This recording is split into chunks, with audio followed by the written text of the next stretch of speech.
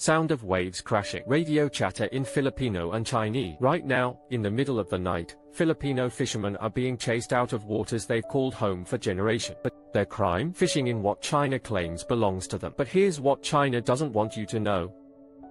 The Philippines already won this fight. In 2016, an international court ruled that China's claims are illegal. China simply ignored the ruling. Underwater shot of a rusted World War II ship, partially submerged. Tonight, you'll discover how a 78-year-old rusty warship became the front line of World War III. Aerial view of vast blue ocean stretching to the horizon.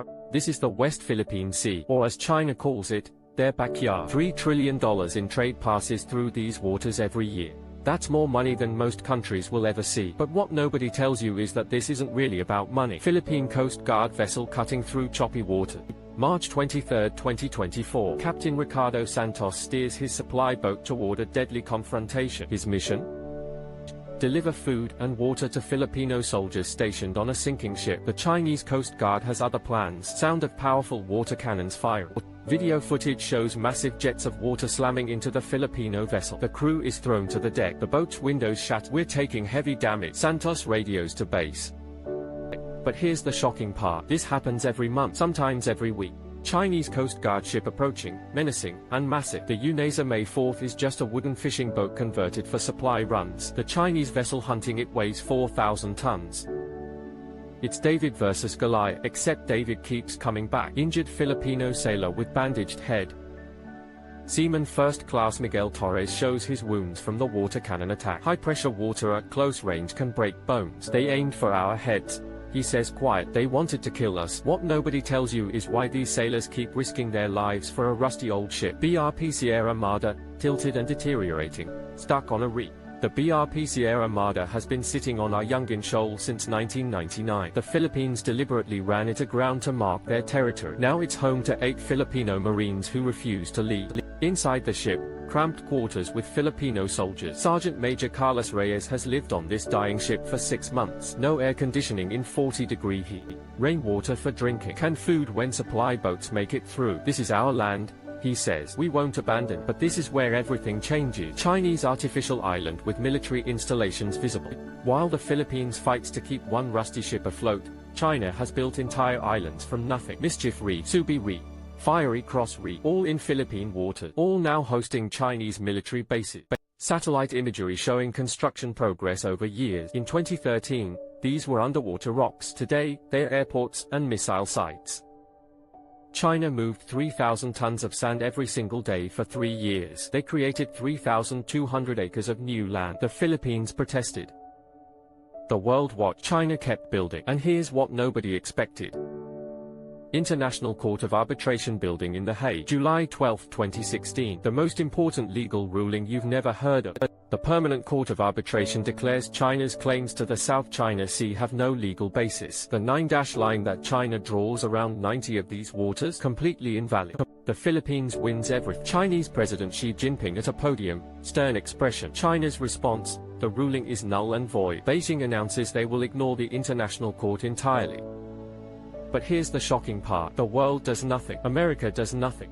The UN does nothing. International law becomes worthless paper. Philippine President Ferdinand Marcos Jr. speaking passionately. President Marcos faces an impossible choice. Fight China and risk war. Submit and lose everything. He chooses a third option that changes everything. Camera crews filming on a Coast Guard vessel. March 2024. The Philippines starts broadcasting every Chinese attack live to the world. Water cannons, ramming. Laser weapons aimed at Filipino sailors' eyes. The footage goes viral immediately. But what nobody tells you is that China has been planning this for decades. Maps showing China's historical claims and modern expansion. China calls it the 9-dash line, a boundary they drew in 1947 that claims virtually the entire sea. Vietnam, Malaysia, Indonesia, Brunei, Taiwan, all lose most of their coastal waters to China's impossible claim. The Philippines loses 80 of its fishing grounds. Filipino fishermen repairing damaged nets. Romeo Cabrera has fished these waters for 40 years. His father and grandfather before him. Now Chinese Coast Guard ships ram his boat if he gets too close to reefs his family has used for generations. They tell us this is China now, he says. But my grandfather's bones are buried on that island. And this is where the story becomes personal. Underwater footage of vibrant coral reefs. Scarborough Shoal was once a pristine fishing ground. The Philippines calls it Bajo de Masinloc. China calls it Huangyang Island. In 2012, Chinese ships surrounded the shoal and banned Filipino fishermen. 8 years later, the reef is dead. Chinese fishing fleets stripped it bare. But here's what nobody expected to happen. American aircraft carrier cutting through ocean waves. The US Navy starts conducting freedom of navigation operation. Warships sailing through China's claimed waters. China responds by militarizing every fighter jets taking off from artificial islands. J-20 stealth fighters, H-6 bombers, DF-21 carrier killer missiles.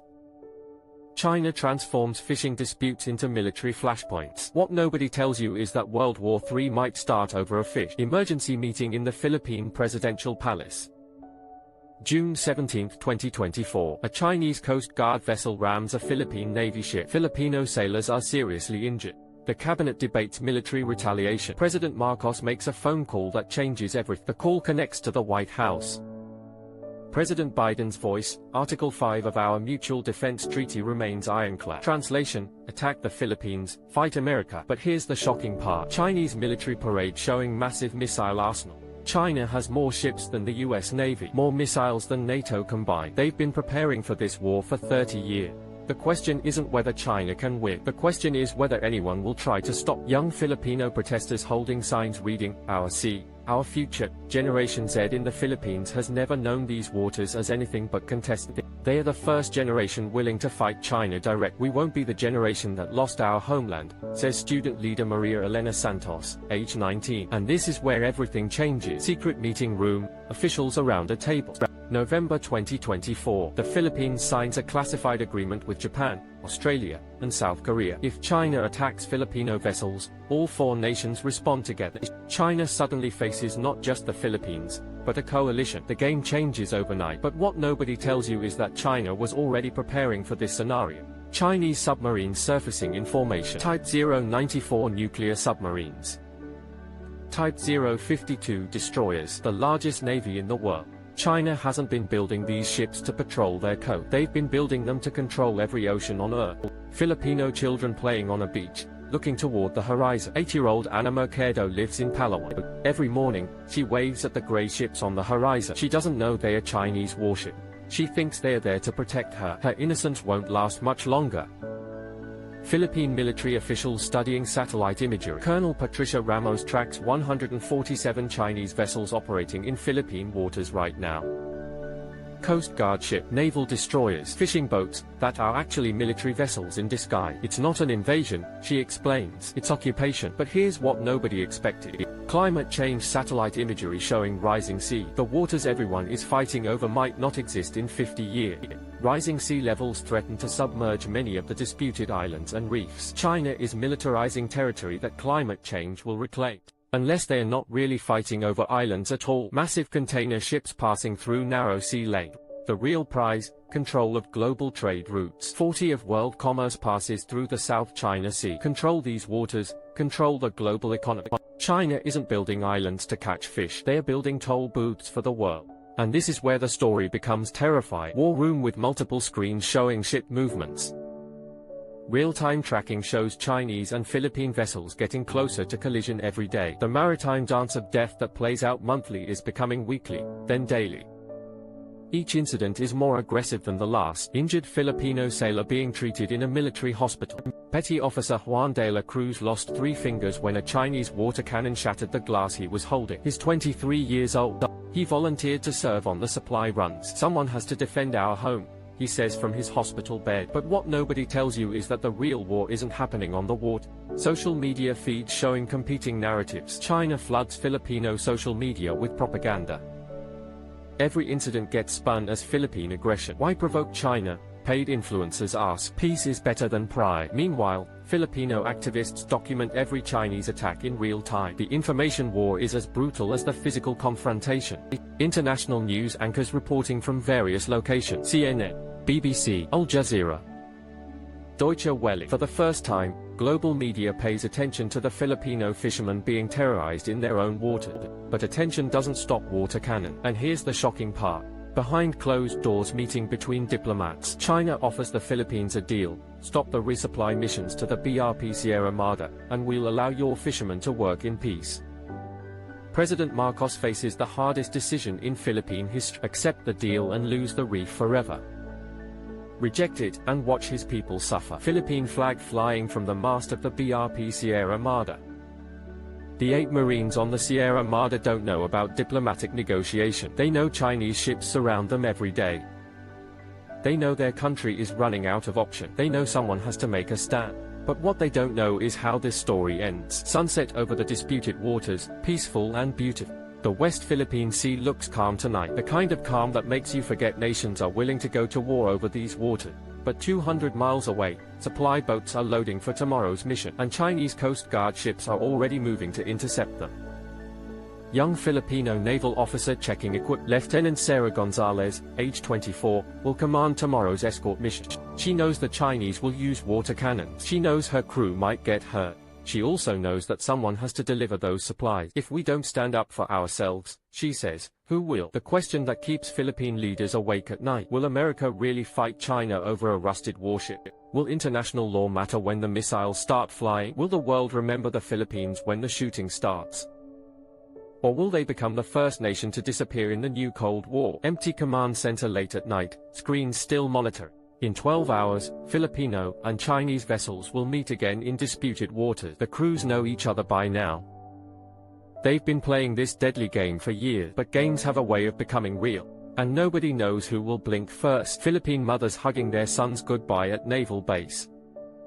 Every resupply mission might be the last time these families see each other alive. Every water cannon attack brings them closer to the point of no return. Every day, the stakes get higher. Radio operator speaking into microphone, Alpha base to Sierra Madre. How copy? Static. Then a voice from the dying ship, Sierra Madre actual. Still here, still Filipino. The 8 Marines on the BRP Sierra Madre represent more than military strategy. They represent the refusal to surrender. They represent the idea that right matters more than might. They represent the hope that international law means something, even when the world has forgotten. Dawn breaking over the West Philippine Sea. A new day. New confrontations. New chances for miscalculation.